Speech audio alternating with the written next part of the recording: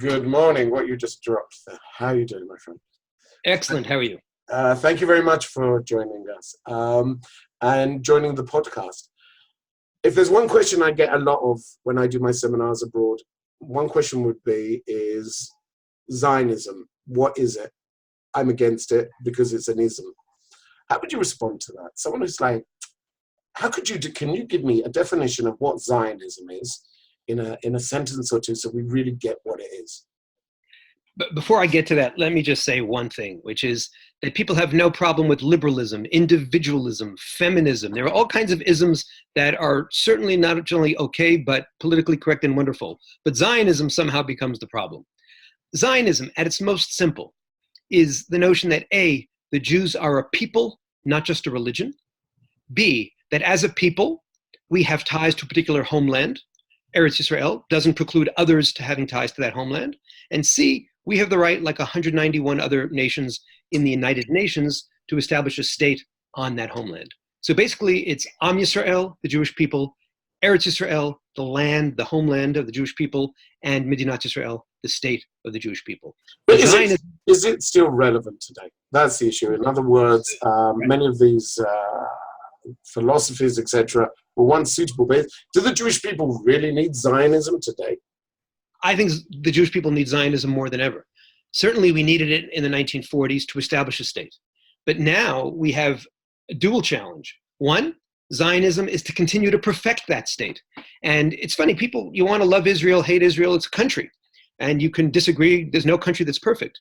But Zionism, when you say I'm anti-Zionist, are you saying, first of all, that we're not a people? You've decided? Are you saying that we don't have this historic tie to the homeland? You've decided? Or are you saying that, those who want to perfect Israel, either from the left or from the right, are somehow illegitimate? So the state of Israel needs Zionism in the same way that America needs healthy liberal democracy and England needs a healthy liberal democracy, and we might call it Americanism in the United States. We're less likely to call it Britishism in England because it's a different story and a different background. So that's one piece of it. The second piece is that in an age where most Jews, especially young Jews, don't believe in God, in an age where most Jews, especially young Jews, don't follow kashrut and don't follow the halakha, the traditional Jewish law, what makes us a people? What keeps us going? Our peoplehood. And Zionism, what I call identity Zionism, is the movement to bring back a sense of pride and, most important to me, a sense of mission to Judaism, whether you're religious or not, whether you're isn't that whether you live in the nationalism? United States or Israel. Sorry. Isn't that nationalism? Of course it's nationalism. But one of the things I want to do is I want to bring back pride to the word nationalism. I know I'm making trouble, but I'm an American historian. That's my main job.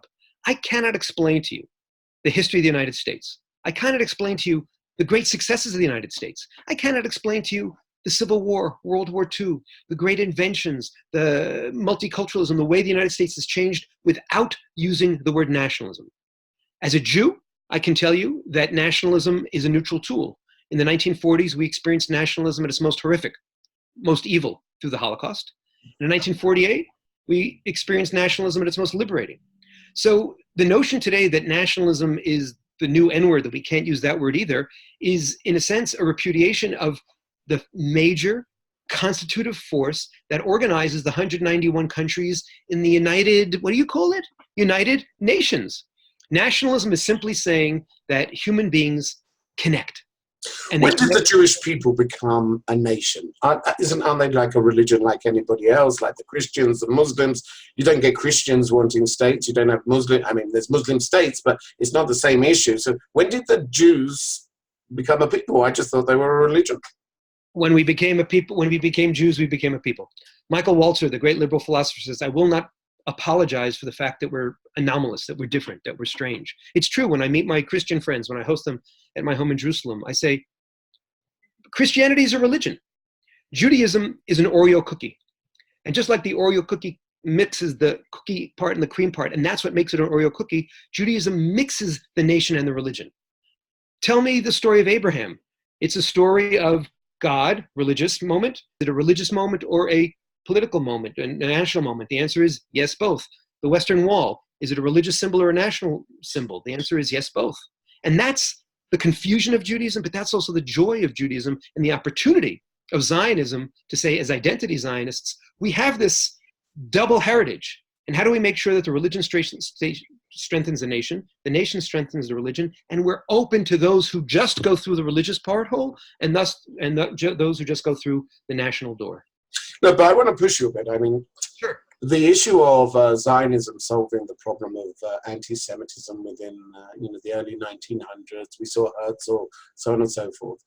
Today, how relevant is it really? I mean, look, there's two issues. One is, I've been to West Palm Beach, and with all respect, the Jews of West Palm Beach are not suffering. If we define Zionism just as an answer to anti-Semitism, isn't Israel irrelevant today for the vast majority of people, where life's good? It's a funny thing, because in some ways, the cheap answer to justify Zionism is to yell and scream about anti-Semitism, and to say we need anti-Semitism.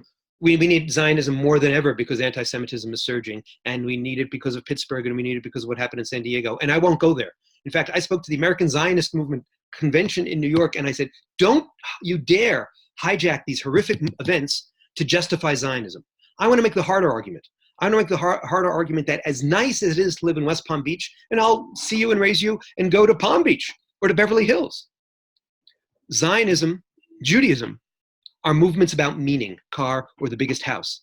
And it's true, especially in the United States, we have tremendous prosperity, and I'm not against it. I have a lovely home myself, and I have a lovely life. But the question is, what do we fill our lives with? Do we fill it with values? Do we fill it with a sense of connectedness? And I'm not arrogant enough to say that Judaism or Zionism is the best way or the only way. It's my way. It's our way. But isn't there an irony? Conversation about me. Sorry. The irony is that today, once Zionism was an answer to anti-Semitism, today Zionism is causing anti-Semitism. Anti-Semites cause anti-Semitism. Hatred causes anti-Semitism. I won't go there. I won't accept the fact that because people are black, and that causes racism. Hatred is hatred. And we have a tendency to take it on. We have a tendency, oh my goodness, what did we do wrong? But Daniel Patrick Moynihan, the great US ambassador to the United Nations, said, I'm not interested in the accused when we talk about anti-Semitism or anti-Zionism. I'm interested in the accuser. And he put the finger on those who hate, not on those who are hated. And look, you see it. When Jews are capitalists, we're hated, and when we're communists, we're hated. When we're assimilationists, we're hated, and when we stand out, we're hated. When we have a state, we're hated, and we're stateless, we're hated. For all the problems we have today, I'm much happier and feel lucky to be living in 2019, 2020, 2021 than in 1933, 1943. And so let's look at it in perspective. I know it's popular to say, oh, it's all about anti-Semitism and it's all about Israel's fault. I don't do it. I won't buy it. And that's because I'm a Zionist. Zionism has given me the pride to stand up strong and stand up tall. Your argument is open to interpretation. In other words, we have people such as Nure Carter who are saying, hey, let me quote you, I actually took it from their site. It says, one of the bases of Judaism is we're a people in the exile, and that's by divine creation. So they reject the very Zionist movement and are very vocal about it, saying it doesn't represent a Jewish perspective. How would you answer those critics of Nure Carter? Just because they have a black beard that's longer than mine or fuller than mine or exists and a big black hat, it doesn't mean that they're right. And it doesn't mean that they have the right to monopolize Judaism or impose their definition of Judaism. Read the Torah. Read the Talmud. Look at our holidays. I defy our friends from Nure Carter to take out Israel. Take out references to peoplehood. Take out references to statehood. So there are two parts to this conversation, to this argument. One is they're saying, oh, we don't need it in exile as somehow holy. But look how many mitzvot, how many commandments of the Torah are based on being in the land, returning to the land. And if somehow we ended up in exile and we attribute it to God, why don't we also attribute to God the fact that we're back here in Israel? And they've been born, almost every single one of them, if they're 71 and younger, they've been born into a world where there is a state of Israel. And so why don't they say, wow, this is a divine moment? That's certainly what Rav Kook's followers said. That's certainly what many religious Zionists say today. So I'm not intimidated by these people. And I look at the mainstream of Judaism today, the main consensus. And by the way, there's a parallel to the extreme ultra-Orthodox and the extreme Universalists. And both of them are saying, that's not Judaism, to have Zionism so central. I'm saying, no, I'm sorry. I don't know of a Judaism without Zionism. I can't tell the story of Abraham. I can't tell the story of Passover.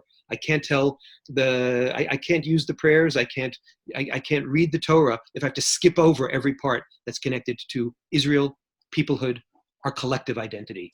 And it's just about belief. Now, some of your later works and later writings really dug up some of the real documents within the early Zionist movement. And from all your collection of books, it really is a pleasure reading some of the material you've put together.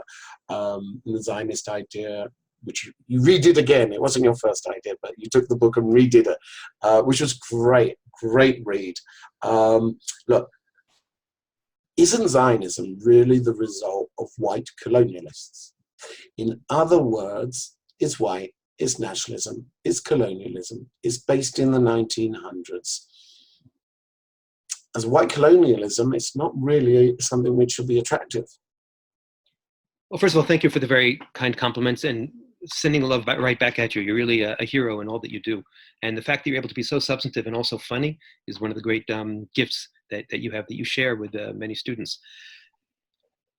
When you wander around Israel and you see light-skinned Palestinians and you see dark-skinned Israelis, and in fact, we forget because we're so stuck in our British, American, Ashkenazi bubble that the majority of the population in Israel today is not white, and not part of that European, quote unquote, I'll get to that in a second, colonialist movement, but in fact is the core of the 850,000 Jews and their descendants who were kicked out of the Arab world, kicked out of the Muslim world. Where were they going to go?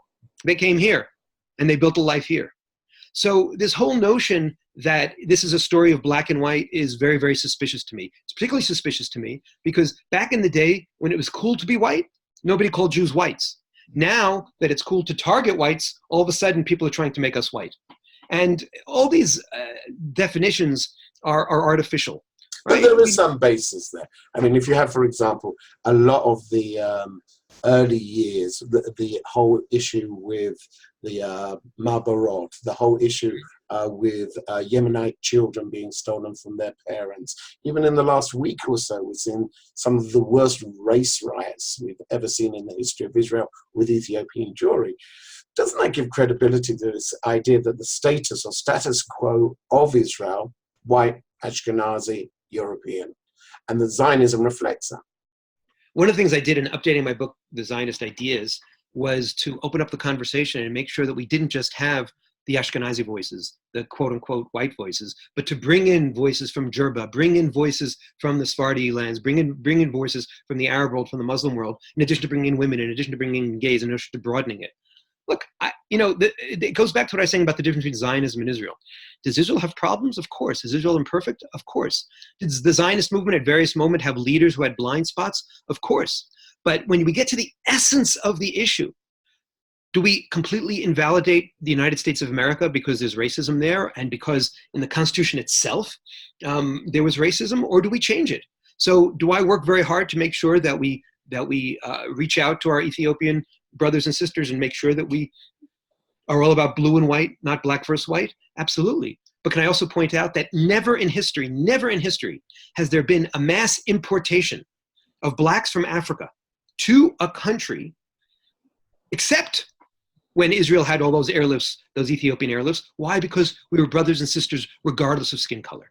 Has it worked out perfectly? Of course not. But that was the Zionist idea. The Zionist idea is the ingathering of the exile. The Zionist idea was, if these people are suffering there, it's my responsibility. And as a taxpayer, I'm going to pay for it. I wish the integration was smoother, and I look forward to a day 20 years from now when we look back on these awful riots this week as an anomaly. And we've got work to do. But that's what I said about Zionism. Part of my Zionism is perfecting the state, not giving up on it. I agree with you. I mean, I think that very much this concept of comparing what happened in the last week to the Black Lives Matter in the States is really quite horrendous. I mean, people forget history. As far as the blacks of America were brought to America as slaves, we're bringing Ethiopian Jewry back home. Really, an attempt to seek freedom. May have not been a smooth journey. That as you say, is Israel still developing. But perhaps as we start to run out of time, perhaps two last questions. One is, first of all, is anti-Zionism today anti-Semitism? You can make an intellectual distinction between anti-Zionism and anti-Semitism, but you have to work really, really hard. And most anti-Zionists don't do the work. And most anti-Zionists tap into that long, ugly tradition of stereotypes and images. And so is it theoretically possible to distinguish? Yes. But all too often, and I go to my friend and teacher, Natan Sharansky, who talks about, is there demonization? Is there delegitimization? Is there double standards? Are the tools that have been used to single out the Jew over the millennia now being used to single out the Jewish state? Has the Jewish state become the collective Jew, the scapegoat? Too aggressive if it's aggressive, too passive it's passive. Always and this obsession of the world with this one small little country doesn't pass the anti-Semitism smell test. So yes, you can make a case, but on the whole, most anti-Zionists, and certainly when I look at the BDS movement, I look at the boycott movement, I look at the way they are so obsessed with Israel, the way they exaggerate Israel, the way they think, oh, if we only solved the Israel problem, then all the other problems in the world would be solved, the way they can reduce anything Israel does to some kind of nefarious move, that's good old-fashioned anti-Semitism. That's good old-fashioned Jew hatred. So is there a lot of Jew hatred in anti-Zionism? Absolutely. Do we see that there's only one country whose very legitimacy is robbed again and again? We're living in now what I call the era of the Trump opportunity. Many of my left-wing American Jewish friends hate Donald Trump, detest Donald Trump, abhor Donald Trump, but they're not giving up on America. They're not part of delegitimization derby where we say, oh, I dislike the president, therefore I'm leaving the country. Why is it that with Israel we say, I dislike Bibi, the prime minister, or I dislike the occupation, therefore not only do I give up on the country, but I give up on its very right to exist, the very nationhood of the Jewish people, the very rights of us to define ourselves. Whoa! That's going from policy problems and headaches and mistakes and sins that we make to sinning against us by robbing us of who we are and being arrogant enough to say that you have the right to define me rather than giving me the right to define myself. Just as, by the way, and I offend my right-wing audiences all the time by saying my intense hatred of the anti-Zionists, my anti-Zionism, makes me respect Palestinian nationalism. Doesn't mean I approve of everything Palestinian nationalism does, but I will never disrespect Palestinian identity because I know that nationalism is part of the identity game. And by the way, going back to the isms, if isms are no good, how come Palestinian nationalism is holy? Perhaps finally do you think that Zionism, as a Jewish national movement, obsessed on Jewish national ideas, history, mythology, flags, symbols, future, do you think is blind, has been, is, and probably will be blind to Arabs? I think in 1948 there was certain blindness to the realities and the complexities of the Middle East. But even before that, I'm talking about even like the Zionist thinkers. And among the Zionist thinkers, as we say in Hebrew, yesh v'yesh. There were some who were blind. There were some who actually, from the time they were writing about Israel and Zionism, were dreaming of Israel and writing about Zionism. They were engaging with the Arabs. And let's look at the early chalutzim, the early pioneers. They often dressed like Arabs, not cultural appropriation, not disrespect, but to learn and connect to their new brothers and sisters. Read Theodor Herzl's novel, Alt Neuland, Old New Land, and his vision is that the revolution that comes to the Middle East through the Jewish state will also benefit the Arabs. And by the way, on his agenda, as he says, and then we also have to help the blacks in Africa because only the Jews with our history of oppression understand what they've gone through or can begin to understand, and we have a responsibility to help them too. So have we always been perfect in our relations with Arabs? No, but first of all, I say find me a better example of a country which has been so complicated, which has been often attacked, that has nevertheless given Israeli Arabs more and more rights. Compare the state of Israeli Arabs in 2019 to 1999 to 1949. Tremendous success, tremendous progress. And that's ultimately my question. My question about Zionism and Israel is this: where are the trend lines? Are we safer? Are we happier? Are we freer? Are we more humane? Are we more democratic? Are we more prosperous? Are the trend lines on the whole going ahead or going backwards? And what I see a miracle. I see a country created by people who were the most traumatized people in the world, who could have just been able to turn in and give up. And instead, they created poetry in motion. They created this country that's not perfect, but it's always striving. David Ben-Gurion was asked in 1966, are you pleased with this country? This country you imagined? Did it fill your ideals? He said, not yet. We're not yetters. We're still dreaming. We're still hoping. That's the Zionist idea. That's the Zionist dream. So, Gil, thank you very much for joining us. And you've reminded me that when I sit in the traffic of Jerusalem as they rebuild the city, really we're seeing Zionism at work. Jews building a new country. Gil, thank you. Always a pleasure. And keep up your great work. Thank you. Catch up soon. Thank you.